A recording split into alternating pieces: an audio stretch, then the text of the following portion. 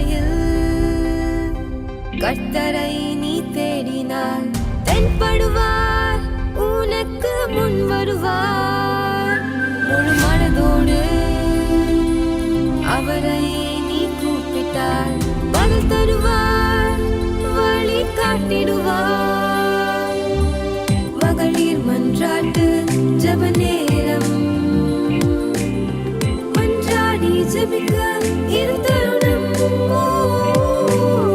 மகளிர் மன்றாட்டு ஜெப நேரம், மன்றாடி ஜெபிக்க இரு தருணம்.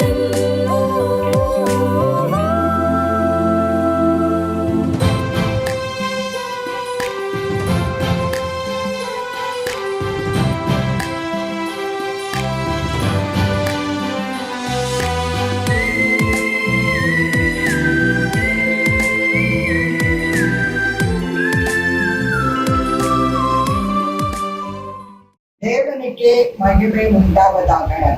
ஹெவன் டிவி மூலமாக மகளிர் மன்றாட்டு ஜெபத்தில் இந்த மத்தியான வேளையில் இணைந்து ஜெபிக்க அவளோடு கலந்து கொண்டிருக்கும் அனைவரையும் இயேசு கிறிஸ்துவின் ஈடான நாமத்தினாலே வாழ்த்தி வரவேற்கிறேன்.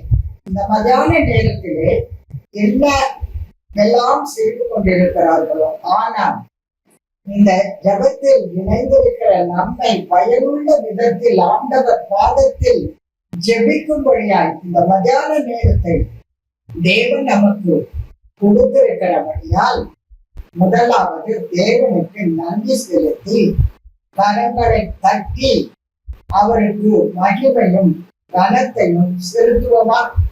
யாவரும் கரங்களை தட்டி அல்லேலூயா சொல்லி தேவனை மகிமைப்படுத்துவோம். ஜெபிப்போம். அன்புள்ள நல்ல இயேசுவே, இந்த மத்தியான நேரத்திலே உன்னோடு கூட பேச உறவாட எங்களுக்கு நல்ல தருணத்தை கொடுத்திருக்கிறேன். மரியாள் பாதத்தில் அமர்ந்து எடுபடாத நல்ல பங்கை எடுத்து கொண்டது போல இந்த மத்தியான நேரத்திலே நாங்கள் நேரத்தை வீணாக கழிக்காமல் பயனுள்ள முறையில் இந்த பாதத்தில் அமர்ந்து நல்ல பங்கை தெரிந்து கொண்டு உன்னோடு கூட பேச மன்றாட எங்களுக்கு கொடுத்த இந்த நல்ல சாட்சியத்திற்காக உனக்கு நன்றி செலுத்துகிறோம். நாங்கள் பெற்றுக்கொள்ளத்தக்கதாக கேட்க வேண்டும். விசுவாசம் உள்ளவர்களாய் ஜெபத்தில் எவைகளை கேட்கிறீர்களோ அவைகளை பெற்றுக்கொண்டோம் என்று விசுவாசித்தால் நிச்சயமாக பெற்றுக்கொள்வீர்கள் என்று வசனம் சொல்கிறது. இந்த நல்ல நேரத்தை பயனுள்ள விதத்தில் பயன்படுத்தும்படியாக உன்னிடத்திலிருந்து பெற்றுக்கொள்ளத்தக்கதாக நாங்கள் கேட்டு வந்திருக்கிறோம். எங்கள் நடுவில் நீர் இருக்கிறீர், அது மகா பெரிய பாக்கியம். எங்கே என்னுடைய நாமத்தில் நிமித்தம் 2 அல்லது 3 பேர் கூடுகிறார்களோ அங்கே அவர்கள் நடுவில் நான் இருக்கிறேன் என்று சொன்ன தேவாதி தேவன், அந்த சராசரங்களையும் படைத்தவர் எங்கள் நடுவில் இருக்கிறவர் யார்? எத்தனை சந்தோஷமாக இருக்கிறது! என்னுடைய பிரசனம் எத்தனை ஆனந்தமாக இருக்கிறது! உமக்கு கொண்டாட கோடி துதிபலிகள் மதுபலிகளை செலுத்தி இந்த மத்தியான நேரத்தை எங்களுக்கு நீ தந்ததற்காக நன்றி செலுத்தி இந்த ஜெபத்தை இயேசுவின் மூலம் ஏறெடுக்கிறேன். ஜீவனுள்ள நல்ல பிதாவே, ஆமென், ஆமென், ஆமென். அல்லேலூயா, அல்லேலூயா. இயேசுவின் ஒரு பார்வை, இயேசுவின் ஒரு உடுதல், இயேசுவின் ஒரு வார்த்தை எத்தனை மகத்துவம் உள்ளது! உலகத்தையே அந்த சராசரங்களையே அவர் தம்முடைய வார்த்தையினால் உருவாக்கினார். அவர் சொல்ல ஆகும், அவர் கட்டளையிட நிற்கும். அவருடைய பார்வை பேதுரு இயேசு கிறிஸ்துவை மறுதலித்தான். ஆண்டவராகிய இயேசு கிறிஸ்து அவரை திரும்பி அவரை பார்த்தார். அவ்வளவுதான் அவன் மனம் கசந்து மிகவும் அழுது மனம் திரும்பினான். அதே பேதுரு பெந்தேகோஸ்தே நாளில் ஒரு பிரசங்கத்தில் 3000 பேரை ரட்சிக்கும்படியாக மாறினார். ஆண்டவராகிய இயேசு கிறிஸ்து ஒரு பார்வையாளர்கள் நம் மீது படும்பொழுது எத்தனை மாற்றங்கள், அற்புதங்கள், அதிசயங்கள், ஆச்சரியமான காரியங்கள், மகத்துவமான காரியங்கள், புத்தி கெட்டாத காரியங்கள், பெரிய காரியங்கள், எண்ணி முடியாத அதிசயங்கள், ஆராய்ந்து முடியாத காரியங்கள் நம் வாழ்க்கையில் உண்டாகும். மாற்றங்கள் உண்டாகும். இயேசு கிறிஸ்துவின் பார்வை நம் மீது பட்டால் அத்தனை மாற்றங்களையும் நாம் பெற்றுக்கொள்ள முடியும். அடுத்து பாருங்க, இயேசுவினுடைய ஒரு தொடுதல். நாம் தொட்டாலும் சரி, அவர் நம்மை தொட்டாலும் சரி, அற்புதங்கள் நிகழும். 12 ஆண்டு பெரும்பாடுள்ள ஒரு ஸ்திரீ என்ன செய்தாள்? எல்லா பணத்தையும் செலவழித்து மருத்துவர்களுக்கு கொடுத்து விட்டு சற்றேனும் சுகம் பெறாதவளாய் இயேசுவின் வஸ்திரத்தில் மூலத்தை தொட்டாள், சுகம் பெற்றாள். சமாதானத்தோடே அவள் தன் இல்லத்திற்கு நடந்து சென்றார். அது போல நாம் இயேசுவை நோக்கி பார்க்க வேண்டும். அடுத்து பாருங்க, இயேசுவின் வார்த்தை. 100க்கு அதிபதியின் வேலைக்காரன் சுகவீனமாக இருக்கிறார். அந்த 100க்கு அதிபதி இயேசுவினிடத்தில் வருகின்றார். இயேசு சொல்லுகிறார், உன் வீட்டிற்கு வருகிறேன் என்று. ஆண்டவரே, நீர் என் வீட்டிற்கு வருவதற்கு நான் தகுதி இல்லாதவனாக இருக்கிறேன். ஒரு வார்த்தை சொல்லும் ஆண்டவரே, நீ ஒரு வார்த்தை சொல்லும் போதும் என்று சொல்லுகின்றான். ஆம், ஆண்டவராகிய இயேசு கிறிஸ்துவின் ஒரு வார்த்தை நம்முடைய வாழ்க்கையில் பெரிய மாற்றங்களை கொண்டு வரும், திருப்பங்களை கொண்டு வரும். நிச்சயமாக ஆசீர்வாதங்களை பெற்றுக் கொள்ள வேண்டும். பாருங்க, தலித்தாக்குமி என்று ஒரு வார்த்தை சொன்னார். மரித்த சிறுபெண் உயிரோடு எழுந்தார். வாலிபனே எழுந்தது என்று ஒரு வார்த்தை சொன்னார்.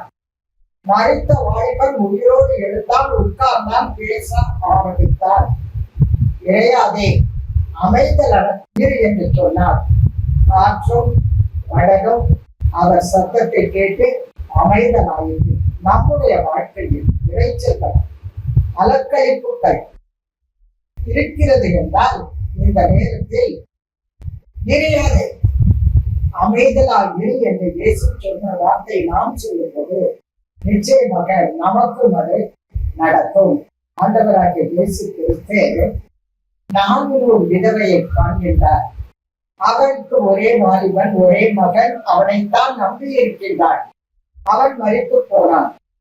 அவனை அடக்கம் செய்வதற்காக 400க்குள்ளே அழுது கொண்டே வந்து கொண்டிருக்கிறார்கள். அவர்கள் 400 வாசலை நெருங்கும் பொழுது இயேசு கிறிஸ்து சீசர்களோடு உள்ளே நுழைகின்றார். அவர் அந்த ஸ்திரீயின், விதவையின் கண்ணீரை காண்கின்றார். கிட்டே வருகின்றார். அழாதே என்று சொல்லி, வாலிபனே எழுந்திரு என்று சொல்லி உயிரோடு எழுப்பி கொடுத்தார். அவர் ஒரு வார்த்தை சொன்னால் போதும். இப்பொழுது இது பூராம் அவர் உயிரோடு இருந்த காலத்தில் நடந்தது. ஆனால் இப்பொழுது இயேசு கிறிஸ்து நமக்காக கல்வாரி சிலுவையிலே பல பாடுகளை பற்றி ரத்தத்தை சிந்தி புதிய ரத்தத்தின் உடன்படிக்கையை நமக்கு உண்டாக்கி வைத்திருக்கிறார். இப்பொழுது நாம் செய்ய வேண்டியது என்ன? நாம் அவரை நோக்கி பார்க்க வேண்டும். அவர் நம்மை நோக்கி பார்த்து கொண்டு இருக்கிறார். நம்மை பற்றி உத்தம இருதயத்தோடு இருப்பவர்களுக்கு தன்னுடைய வல்லமையை விளக்கம் பண்ணபடியால் கர்த்தருடைய கண்கள் பூமி எங்கிலும் உலாவிக் கொண்டிருக்கிறது. அவர் கண்கள் நம்மை பார்த்து கொண்டிருக்கிறது. ஆகார் இயேசுவுக்கு, நீர் என்னை காண்கிற தேவன் என்று பெயரிட்டார். அவர் நம்மை காண்கிறார். நாம் அவரை காண்கிறோமா? அவரை நோக்கி பார்க்கிறோமா? அற்புதங்கள் வேண்டும், அதிசயங்கள் வேண்டும், எல்லாம் வேண்டும். ஆனால் யாரை நோக்கி பார்த்தால் நடக்கும்? இயேசுவை நோக்கி பாருங்கள். இப்பொழுது இயேசுவை நோக்கி பார்க்க ஆரம்பிப்போம். அவரை நோக்கி பார்த்தால் பிழைக்கலாம். அவரை நோக்கி பார்த்தவர்களுடைய முகங்கள் எல்லாம் பிரகாசம் அடைந்தன. அவரை நோக்கி பார்த்தவர்கள் ஒரு காலம் வெட்கப்பட்டு போவதில்லை. அவர் நம்மை நோக்கி பார்க்கிறார். இந்த நேரத்திலே ஆண்டவரே பார்வை எங்கள் மீது படட்டும் ஆண்டவராய். இந்த நிமிஷம் உங்களுடைய பார்வை எங்கள் மீது படட்டும். இத்தனை துன்பங்கள், கஷ்டங்கள், நஷ்டங்கள், வியாதிகள், வருத்தங்கள், சஞ்சலங்கள், துக்கங்கள், பாடுகள் எத்தனையோ மக்கள் அனுபவித்துக் கொண்டிருக்கிறவர்கள் அல்லவா? சூழ்நிலையில் பாதகங்கள் தாக்கிக் கொண்டிருக்கிறது அல்லவா? அலைமோதி கொண்டிருக்கிறோம் அல்லவா? எங்கள் வாழ்க்கையில் இருக்கின்ற இந்த பிரச்சனைகள் எல்லாம் மாற வேண்டும். ஆனால் உங்களுடைய ஒரு பார்வை எங்களுக்கு தேவைப்படுகிறதாகவே, உங்களுடைய ஒரு தொடுதல் எங்களுக்கு தேவைப்படுகிறதாகவே, உங்களுடைய ஒரு வார்த்தை எங்களுக்கு தேவைப்படுகிறதாகவே, இந்த நேரத்தில் எங்களை நோக்கி பாருங்கள். எங்களுக்கு இரக்கம் செய்யும் வரைக்கும் நாங்கள் உண்மையை நோக்கி கொண்டிருக்கிறோம். எங்களுக்கு இரக்கம் செய்யும் வரைக்கும் நாங்கள் உண்மையை நோக்கி கொண்டிருக்கிறோம். இந்த நேரத்திலே உங்களை நோக்கி பார்க்கிறோம். உங்களை நோக்கி பார்க்கிறோம். ஒரு வார்த்தை சொல்லும் ஆண்டவரே, ஒரே ஒரு வார்த்தை சொல்லும் ஆண்டவரே. ஒரு வார்த்தை சொன்னால் போதும், அற்புதங்கள், அதிசயங்கள், ஆச்சரியமான காரியங்கள், மகத்துவமான காரியங்கள் எங்கள் வாழ்க்கையில் நடக்கப்படுவதில்லை. இறங்குவே இறங்குவே இயேசுவே. ஒரு வார்த்தை சொல்லுவா, ஒரு வார்த்தை சொல்லும் இயேசுவே. ஒரு வார்த்தை சொல்லும் கர்த்தாவே, எங்கள் வாழ்க்கையெல்லாம் செழிப்பாகுமே. ஒரு வார்த்தை சொல்லும் கர்த்தாவே, உம் வார்த்தையிலே சுகம், உம் வார்த்தையிலே மதுரம், உம் வார்த்தையிலே சுகம், உம் வார்த்தையிலே மதுரம், உம் வார்த்தையிலே எல்லாம் சந்தோஷம், உம் வார்த்தையிலே எல்லாம் சந்தோஷம். ஒரு வார்த்தை சொல்லும் கர்த்தாவே, மாறாவின் தண்ணீரெல்லாம் மதுரமாக மாறி போகும். மாறாவின் தண்ணீரெல்லாம் மதுரமாக மாறி போகும். கண்ணீர் மாறிடும், துக்கம் மாறிடும், கண்ணீர் மாறிடும், துக்கம் மாறிடும். ஒரு வார்த்தை சொன்னால் போதுமே, நீர் ஒரு வார்த்தை சொன்னால் போதுமே. உம் வார்த்தையிலே சுகம், உம் வார்த்தையிலே மதுரம், உம் வார்த்தையிலே சுகம், உம் வார்த்தையிலே மதுரம், உம் வார்த்தையிலே எல்லாம் சந்தோஷம். இருளான வாழ்க்கை எல்லாம் ஒளியாக மாறி போகும். இருளான வாழ்க்கை எல்லாம் ஒளியாக மாறி போகும். கண்ணீர் மாறிடும், துக்கம் மாறிடும், கண்ணீர் மாறிடும், துக்கம் மாறிடும். நீர் ஒரு வார்த்தை சொன்னால் போதுமே, நீர் ஒரு வார்த்தை சொன்னால் போதுமே.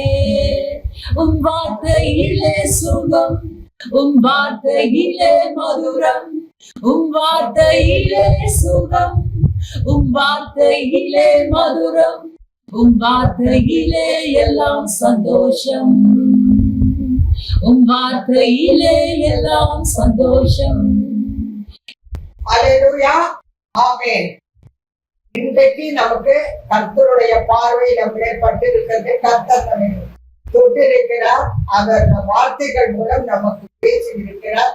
ஆகவே இந்த நாளிலே கர்த்தர் நமக்கு ஒரு பெரிய மகா பெரிய மாற்றத்தை நம் வாழ்க்கையில் கொடுத்திருக்கிறார் என்று நாம் நம்புவோம், நாம் விசுவாசிப்போம்.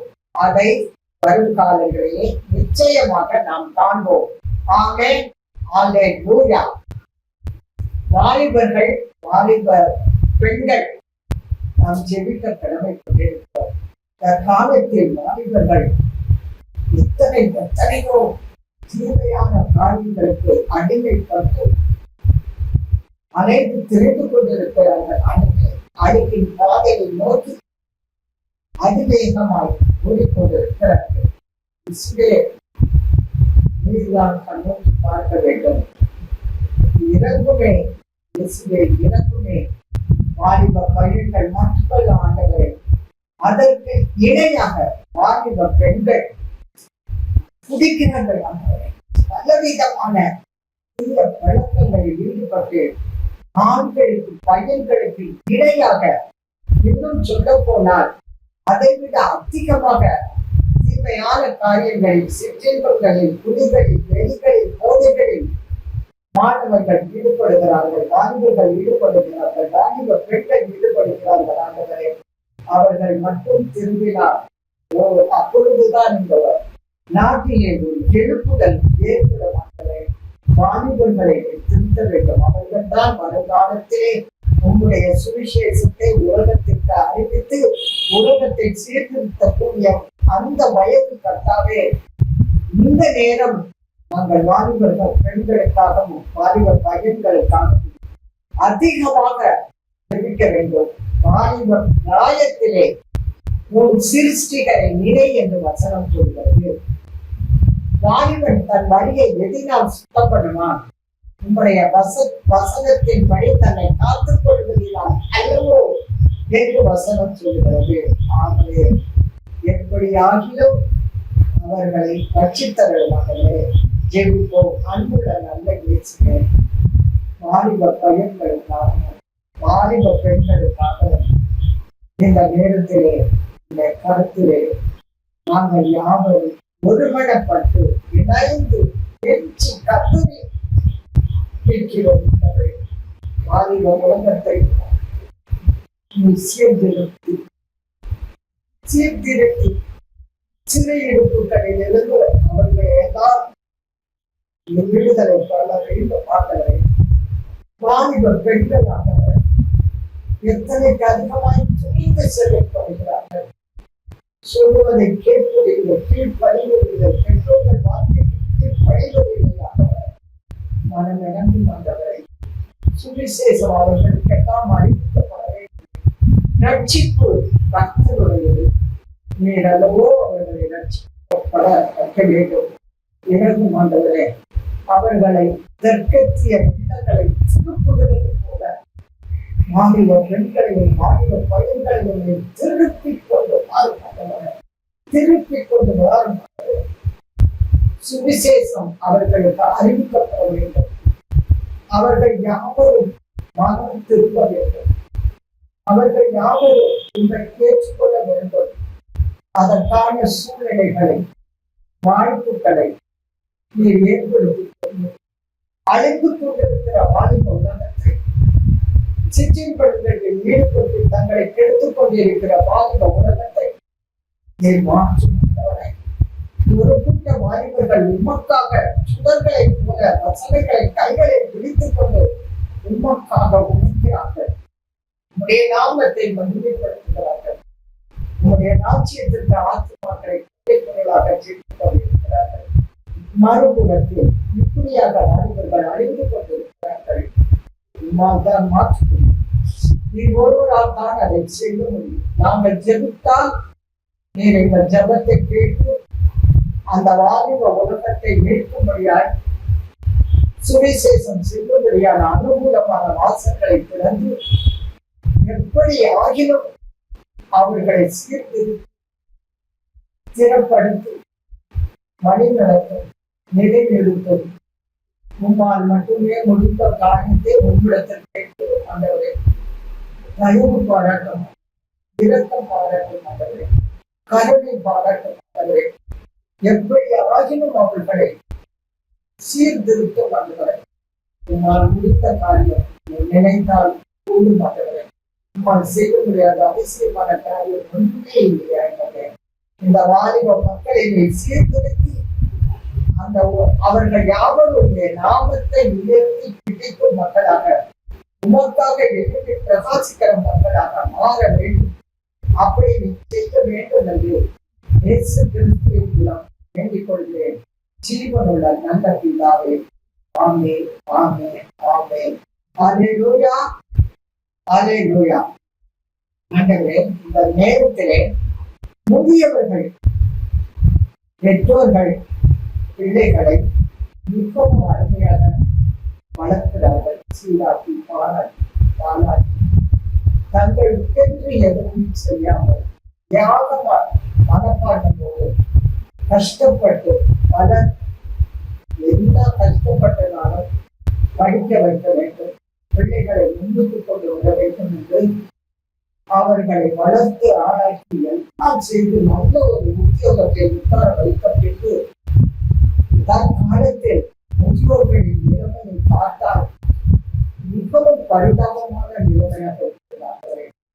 பெற்றோர்கள் அப்படி இருந்தும் பிள்ளைகள் மீது உயிரை வைத்திருக்கும் பிள்ளைகள் ஒரு மூன்றாவது மனிதனை போல கூட தாயையும் தகப்பனையும் மதிக்காத ஒரு உலகம் ஓடிக்கொண்டு இருக்கிறது. முதியோர் இல்லங்கள் பெருகிக் கொண்டு இருக்கிறது. முதியோர்கள் இல்லத்தில் கூட இடம் கிடைக்க மாட்டேங்கிறது. அந்த சூழ்நிலைக்கு இருக்கிறது. ஆண்டவரே, இந்த முதியோர்களின் உள்ளங்கள் எத்தனை வேதனைப்படுகின்றன அந்த அறிந்திருக்கிறேன். உம்முடைய வசனத்தின்படி முதிர் வயதிலும் கனி தப்பு புத்தியும் செழிப்புமாக இருக்காத இந்த வசனம் முதியோர்களுக்கு செயல்படுத்தப்பட்டது. முதியோர்கள் இல்லத்தில் என்னதான் வசதிகள் இருந்தாலும், என்னதான் நல்ல சாப்பாடுகள் இருந்தாலும், பிள்ளைகள் எவ்வளவுதான் பணத்தை கொடுத்து அவர்களுக்கு பாதுகாப்பு அளித்தாலும் பிள்ளைகளோடு இருந்து வாழ்வது எத்தனை அருமையான வாழ்க்கையாக இருக்கும்.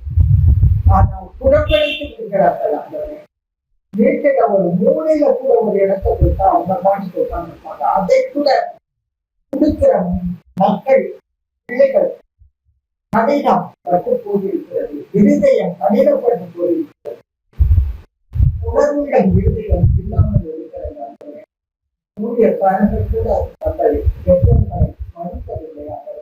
நான் பார்த்ததை நான் சொல்கிறேன். எச்சலே முதியவர்களை கண்ணி அவர்களுக்கு நீரே ஆறுதல், நீரே தேர்தல், நீரே அரவணைப்பு, நீரே எல்லாம் என்று அவர்கள் உணர்ந்து பெற்றோர்கள் பிள்ளைகளுக்காக வேறு தவிர்த்து தங்கள் வாழ்க்கையை எல்லாம் சேர்த்தது போதும். இனிமேல் நாம் இயேசுவுக்காக வாழ்வோம். எங்கிருந்தாலும் நான் மன நம்பியமாக இருக்க கற்றுக்கொள்வேன் என்று பவுலப்போஸ்தலர் சொல்லியிருக்கிறார். அவர்கள் உண்மை பற்றிக் கொண்டு இயேசு போதும், எனக்கு இயேசு போதும், நான் இருந்தேன் என் பிள்ளைகளுக்காக வாழ்ந்து வாழ்ந்து வாழ்ந்து நான் பட்ட கஷ்டங்கள் போதும், துக்கங்கள் போதும், சகித்த வேதனைகள் போதும், புறக்கணிப்புகள் போதும் என்று நினைத்து உண்மை பற்றிக் கொண்டு உண்மை உறுதியாய் பற்றிக் கொண்டு உமக்கு ஊழியம் செய்து அதனால் வரும் சந்தோஷத்தை இந்த கடைசி காலங்களில் அவர்கள் முதியோரை மத்தியில் இருந்தாலும் எங்கிருந்தாலும் உமக்காக வாழ உழைக்க அவர்களுக்கு வேண்டிய மனப்பக்குவத்தை கொடுத்து ஆறுதலும் தேர்தலுமாக இருக்கிற உண்மை பற்றி கொண்டு அவர்கள் வருங்காலங்களிலே உம்மால் வரும் ஆறுதலையும் சந்தோஷத்தையும் மகிழ்ச்சியும் ஆனந்தத்தையும் பெற்று உம்முடைய பிரசன்னத்திலே எப்பொழுது மகிழ்ந்து கொண்டிருப்பவர்களாக நீ ஒவ்வொரு முதியோர்கள் உள்ளத்தையும் மாற்றமாக இருக்கிற இடத்தில் அவர்கள் நிம்மதியாக இருக்கிற பெருமை தாரும். பிள்ளைகளை நினைத்து நினைத்து அழுது கொண்டிருப்பதை விட்டுவிட்டு அவர்கள் இனிமேல் தங்களுக்கென்ற உணர்கின்ற வாழ அனுகிரகம் செய்ய வேண்டும் என்று இயேசு கிறிஸ்துவின் கேட்டுக்கொள்கிறேன். ஜீவனுள்ள நல்ல பிதாவே, ஆமென், ஆமென், ஆமென். நேபாள் தேசத்திற்காக வருகிறேன். இது ஊழியம் அதிகமாக பெருகிக் கொண்டே போகிறது. நேபாள் தேசத்தை பற்றி கடந்த வாரத்திலே ஒருவர் பேசுவதை நான் கேட்டேன். அது சிகரங்கள், அதாவது மலைகள் நிறைந்த ஒரு நாடா. பெரிய பெரிய மலைகள், இமயமலையின் இதயம் என்று கூட நேபாள் தேசத்தை அழைப்பது உண்டாம். பல இயற்கை காட்சிகள் பார்ப்பதற்கு அழகான சிறந்த ஒரு நாடு. அந்த நாட்டிலே பல மலைகள், உயரமான மலைகள் இருப்பதாக நான் கேள்விப்பட்டேன். இயேசுவே, அப்பொழுது எனக்கு ஒரு வசனம் நினைவிற்கு வந்தது. மலையின் மேலே சுவிசேஷத்தை அறிவிப்பவர்களுடைய பாதங்கள் எவ்வளவு அழகானவர்கள் என்று வசனம் சொல்லுகிறது. அவர்கள் அப்படி சொன்ன உடனே நமக்கு அந்த வசனம் தான் ஞாபகத்திற்கு வந்ததாக. இப்பொழுது நம் சகோதரன் மேத்யூ பிரதர் ஒரு 80க்கும் மேற்பட்ட மிஷனரிகளை உருவாக்கி வைத்திருக்கிறார்கள். அவர்கள் யாவருமே அந்த மலையின் மேலே உங்களுடைய சுவிசேஷத்தை அறிவிக்கிறார்கள். அவர்களுடைய பாடங்கள் எத்தனை அழகானவைகள். வழி நடத்தும் நாங்கள் ஜெபிக்கிறோம் நேபாள் தேசத்திற்காக. இந்த நேரத்திலே அந்த ஒருமனப்பட்டு ஜெபிக்கிறோம். அவர்களே மாவட்டங்கள் தோறும் கிரியை செய்து கொண்டு வருகிறேன். திறந்த வாசலை கொடுத்திருக்கிறேன், அனுகூலமான வாசலை கொடுத்திருக்கிறேன், ஊழியத்தை நிறைவேற்ற வாய்ப்பு கொடுத்திருக்கிறேன்.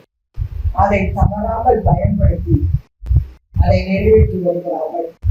அந்த தேசத்தில் ஊழியக்காரராக நேபாள் தேசத்தில் மிஷனரியாக சகோதரர் மேத்யூவை தேர்ந்தெடுத்து வைத்து ஆசீர்வதித்து வருவதற்காக